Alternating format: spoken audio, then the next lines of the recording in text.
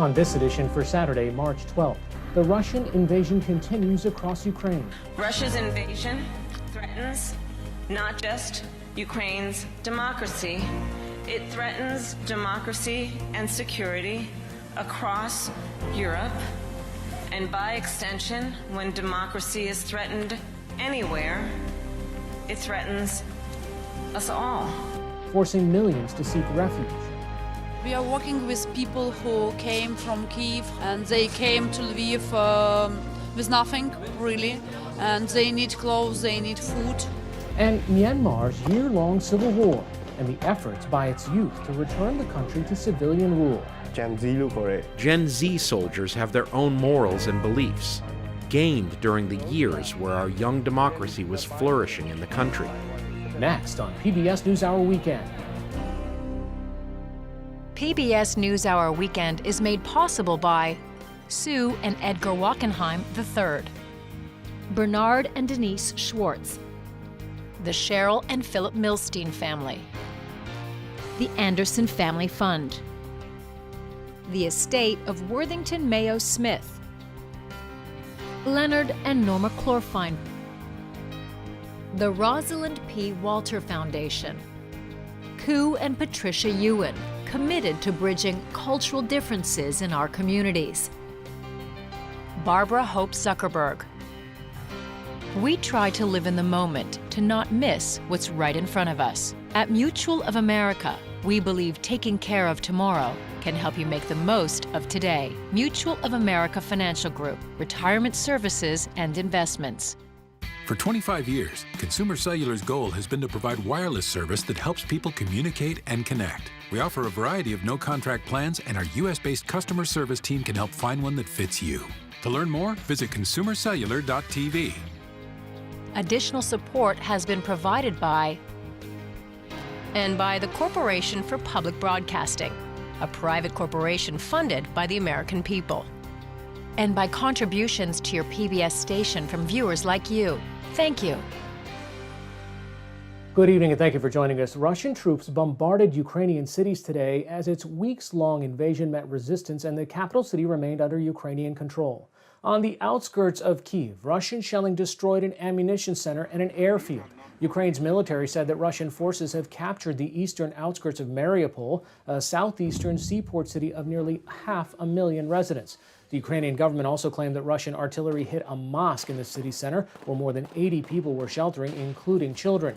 Yesterday, the city reported more than 1,500 civilian deaths. Russian forces have encircled Mariupol, thwarting attempts to deliver aid to or evacuate its citizens. Capturing the city could help Russia establish a land corridor to Crimea, which Russia annexed from Ukraine in 2014. Russian forces are slowly moving in on the Ukrainian capital city of Kyiv today. Ukrainian President Volodymyr Zelensky said the city was preparing for an attack and called Russia's invasion, quote, a war of annihilation. As far as Kyiv is concerned, if there are hundreds of thousands or tens of thousands of soldiers that Russia is mobilizing now, and they all come with hundreds or thousands of tanks, they will enter Kyiv. We understand this. If they carpet bomb and decide to simply wipe out the historical memory of this region, the history of Kievan Rus, the history of Europe, then they will enter Kyiv. If they kill all of us, then they will enter Kyiv. If this is the goal, then let them enter. But they will end up living alone on this land, certainly without us. They will not find friends among us. Speaking at the Democratic National Committee's winter meeting today, Vice President Kamala Harris called the invasion Putin's war and promised continued support for Ukraine from the United States. Russia's invasion threatens not just Ukraine's democracy, it threatens democracy and security across Europe, and by extension, when democracy is threatened anywhere, it threatens us all. And the ocean that separates us will not leave us untouched by this aggression. Earlier today, President Biden, who is spending the weekend at Camp David, authorized another $200 million in military aid for Ukraine. Russia's deputy foreign minister said that foreign interference in the conflict could be met with force, warning that U.S. weapons convoys to Ukraine could be seen as, quote, legitimate targets. And Russian officials announced the country's stock market will remain closed for another week as economic sanctions continue. Diplomatic efforts to end the war were again unsuccessful today, after French President Emmanuel Macron and German Chancellor Olaf Scholz held a more than 1 hour-long phone call with Russian President Vladimir Putin. A French official said there was no willingness on Putin's part to end hostilities. About 2.5 million Ukrainians have now fled the country, most to neighboring countries, according to the United Nations Refugee Agency. The western city of Lviv, about an hour from the border with Poland, has become a makeshift staging area for people both leaving and entering Ukraine, and for multiple humanitarian relief efforts. ITV News correspondent Romilly Weeks has this report. In a concert hall in Lviv in the west, a vast volunteer effort is underway. 200 people a day signing up here to pack and deliver clothes, medical supplies and food for those who've fled from and those heading in to fight. We are working with people who came from Kiev, Kharkiv, Sumy, Chernihiv, and they came to Lviv with nothing, really, and they need clothes, they need food. As the attacks on Ukraine become more intense and more brutal, the need that centres like this are trying to supply is growing by the day. It's pretty remarkable witnessing this totally grassroots community effort. But as one woman told me, with what's happening to our country, we have no choice. There is no part of this vast country untouched by war. This, the aftermath of shelling just 30 minutes from the centre of Kyiv. As the capital braces, in the main square, they're playing the national anthem.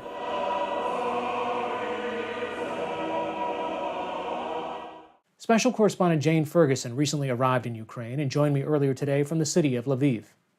Jane, what's it been like over the last 24 hours? For Ukrainians, we've seen people still on the move, smaller numbers towards the Polish border, crossing every day. We're not seeing the kind of numbers that we've seen over the last 2 weeks. I was at Lviv train station today where we did see many people coming and going, carrying bags, children, their pets, but also many Ukrainians there to really help people. They were providing food, assistance, even psychological support there. But in the east of the country, the violence continues, as well as in the south. The Russian advances in the south have been more marked than in places like the capital, Kiev, and other eastern cities. But those advances continue. And for civilians living in many of the areas, suburbs of Kyiv, as well as other cities that are coming under attack, they're facing pretty indiscriminate artillery shelling, which is a huge weapon to be using in a city filled with civilians. And so the Russians have advanced. We understand Russian soldiers are about 10 miles from the center of Kiev city. But the advance has been slowed by, of course, the sort of now infamous and famous Ukrainian resistance. But for civilians who are stuck in areas where the shelling is happening, it doesn't matter that there aren't Russians in the street. They're still feeling the brunt of those attacks. One of your comments was people are coming and going. Who's still coming into these areas? Well, you're still seeing people who are trying to, who have stayed in Lviv, people who have made it to the west of the country, or people who are simply moving through. I mean, it has actually been difficult for many civilians to evacuate certain cities under attack. They've had to wait for humanitarian corridors. They've had to wait for, they've been waiting for days, often in line in cars, in their own vehicles, while the roads have been blocked. So there are still people who are trying to make it out. So a lot of those people are either trying to move on towards places like Poland, or they're trying to stay here and find accommodation and somewhere to stay. But in Western cities like Lviv, accommodation is very hard to come by. So we're still seeing women and children. And it's interesting, of course, we know we're not seeing men leaving because men of fighting age between 18 and 60 are not allowed to leave. But we also saw Ukrainian police patrolling around town today, and they will approach men of fighting age who are seen alone and ask for proof that they have indeed signed up and that they are on call effectively. So they're very strict about that. Do you see Ukrainians from outside or anybody else that's coming in for either the fighting resistance or in any other kind of support capacity? You absolutely do. We were at the train station, the main train station here, and Lviv here in the west is the main sort of artery of support and hub for humanitarian support and logistics here. And it's also typically how people come into the country right now. And we were only at the station a matter of minutes before we saw American volunteers who were here, who were there specifically in US military uniforms, they themselves in their old uniforms. These were veterans who were there because they wanted to be identifiable to the Americans coming off the trains, coming from places like Poland, because there are American volunteers coming out. One of the volunteers who was waiting there to give assistance to, logistical assistance to American volunteers was a Ukrainian American, a young man who was 24 years old. He was there with a number of other veterans who were basically helping Americans who are coming over understand how to join up, how to get in touch with the authorities, how to get transport towards the front line, and encouraging anybody who does not have combat experience or at least formal training within the military to not go to the front, to instead volunteer with humanitarian organizations. But we're constantly hearing and seeing in town Americans coming across and trying to offer help in whatever way they can. Is there any update on the diplomatic front? There have been efforts and there's a lot of conversations being had, people reaching out to Putin, including Macron, Emmanuel Macron of France. So far, we're hearing that there hasn't really been an uptick in any kind of warming towards the idea of having talks for Putin. We know that Ukrainian President Zelensky has said that he would be open to those talks, that he would talk with Putin, whether it was in Jerusalem or anywhere else. We know that Putin has been approached by and met with Israeli officials as well as French. But so far, there have been no successes in getting him to agree to sit down to talk with Zelensky. There's a lot of attention paid to these conversations because right now things are not going well for Putin and his forces. And so there's a lot of discussion of the so-called off-ramp. How does Putin potentially save face and how can anybody give him a diplomatic means to stop this war? So there's a clear push to get him to talk to Zelensky that would be seen as at least a step towards a potential ceasefire. So far, no takers on that. Jane Ferguson joining us from Ukraine tonight. Thanks so much. Thank you. For continuing coverage of the war in Ukraine and more national and international news, visit pbs.org/newshour. After more than 2 weeks of fighting, the war in Ukraine could become a protracted one.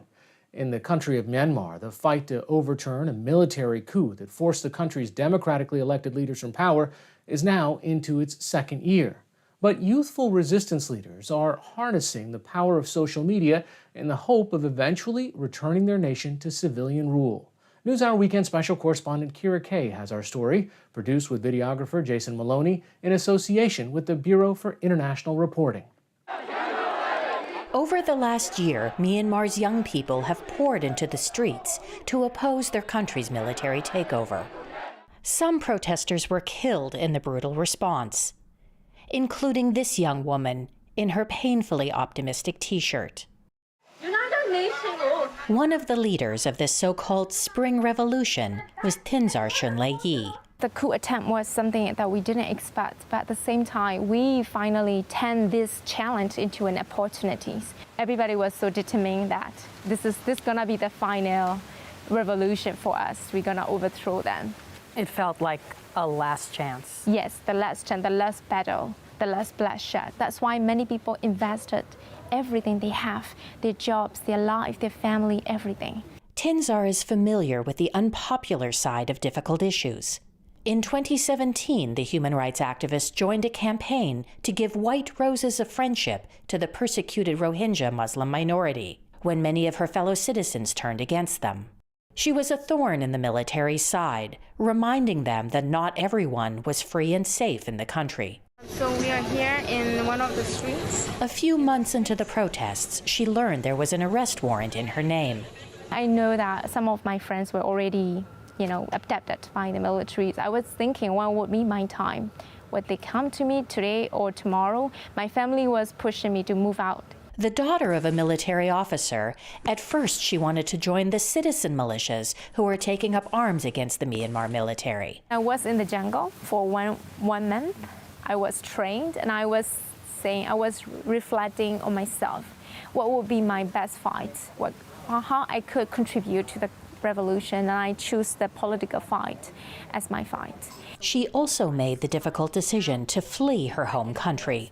Now in exile, Tinzar has turned to one of the most potent weapons new generation activists have for their revolution: social media. Young Burmese are voracious users, despite military attempts to cut the service.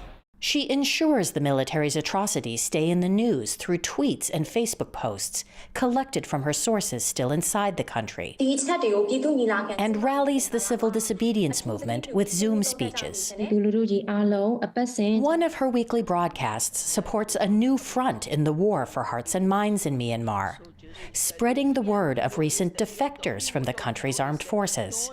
They are coaxing others to join them in the resistance. I was born inside the military, and I managed to defect, managed to change myself to become a human rights activist. So I truly believe our young generations could do that, because the soldiers and the policemen, they have a good intention when they join the institution. It's just the system and the institution who brainwash them to become who they are right now. We stand firmly with the people. This logo honors the people and our commitment to support them in this revolution. Lin Tet Ong was an army captain, but on the night of January 31st, 2021, he realized his country and his life was about to change. We received an initial order the evening before that all battalions should be ready for something, but we didn't know what for. At midnight, I was informed by my fellow soldiers that a coup would be launched the next day. I knew that many people would be killed and tortured. He defected in April and has created an organization called People's Embrace from his exile in Thailand. He uses Facebook and Zoom to urge his former comrades to join his side. Gen Z soldiers have their own morals and beliefs, gained during the years where our young democracy was flourishing in the country. I believe that a third of the military personnel share these same positions. Lin Tet Ong is now partnering with political leaders also in exile to provide an underground railroad for defectors to the free zone on the border between Myanmar and Thailand. While it is impossible to verify the numbers, he estimates 2,000 military and 6,000 police officers have joined him in the resistance over the past year. It is a precise process that starts when he is contacted by somebody who is ready to flee. We have an initial interview by online meeting. We only bring them out to the liberated areas when we feel that this person is considered safe for our networks. But that doesn't mean that we have full trust in them. We go through all the available documents presented by them, as well as background searches with the help of intelligence experts. We then closely watch these newcomers. Even if the resistance accepts them, they won't be trusted to engage in combat. But, he says, they do still support the civilian militias to big impact. Defections make the Myanmar military very angry, extremely angry. Some of our victories are because defected soldiers share their past combat experience, and some even bring their own weapons and ammunition taken from the military. But the battles rage on, with the Myanmar military increasingly using airstrikes and ratcheting up attacks against civilians in regions where the uprisings are strongest. You're looking for these colors. So a new team of cyber sleuths called Myanmar Witness, which is funded by the British government, is documenting and verifying these attacks using what is called open source intelligence, information available to the public if you know how to find it. We use social media platforms like Facebook, Instagram, TikTok, Twitter. We collect video recordings, audio files, photo evidence. Then we verify when, where, and how these incidents happened. This Myanmar Witness researcher, who wants to remain anonymous, talked me through a tough case that required several online resources.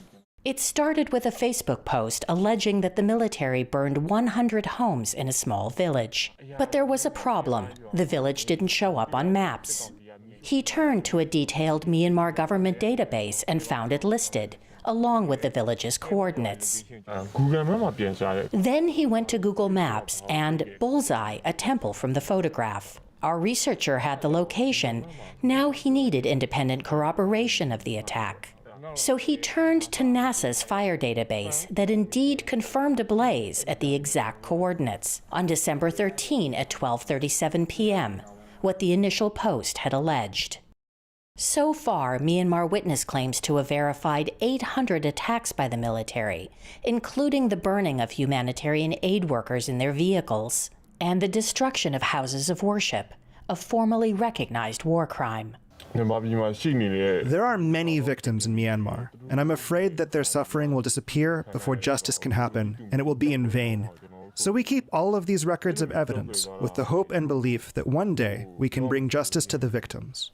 It motivates us to keep doing this job. The military didn't expect that. The power of technology, social media, they didn't expect that would be like that. And that's how they are showing their true color. They use brutalities because they have no other things. Thinzar Shunlei Yi and her fellow next-generation activists say they will win their resistance battle and restore Burmese democracy. As a young generation, we feel really burdened and pressure that we have a lot of work to do. In the future, we don't want one single leader. We want collective leadership where everyone can play a role, can make decisions together.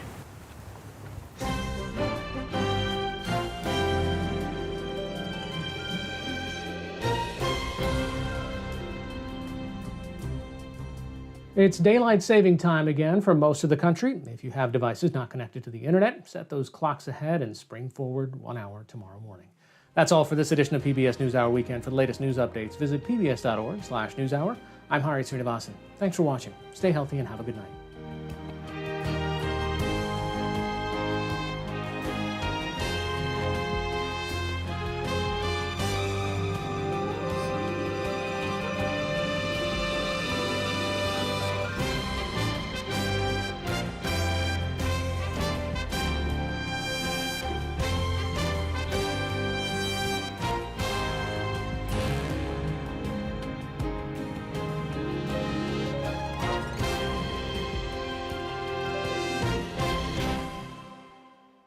PBS NewsHour Weekend is made possible by Sue and Edgar Wackenheim III, Bernard and Denise Schwartz, the Cheryl and Philip Milstein family, the Anderson Family Fund, the estate of Worthington Mayo Smith, Leonard and Norma Clorfine, the Rosalind P. Walter Foundation, Koo and Patricia Ewan, committed to bridging cultural differences in our communities.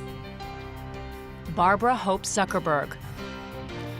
We try to live in the moment, to not miss what's right in front of us. At Mutual of America, we believe taking care of tomorrow can help you make the most of today. Mutual of America Financial Group, retirement services and investments.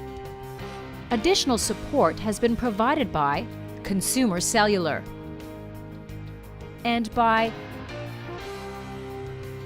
the Corporation for Public Broadcasting, a private corporation funded by the American people, and by contributions to your PBS station from viewers like you. Thank you.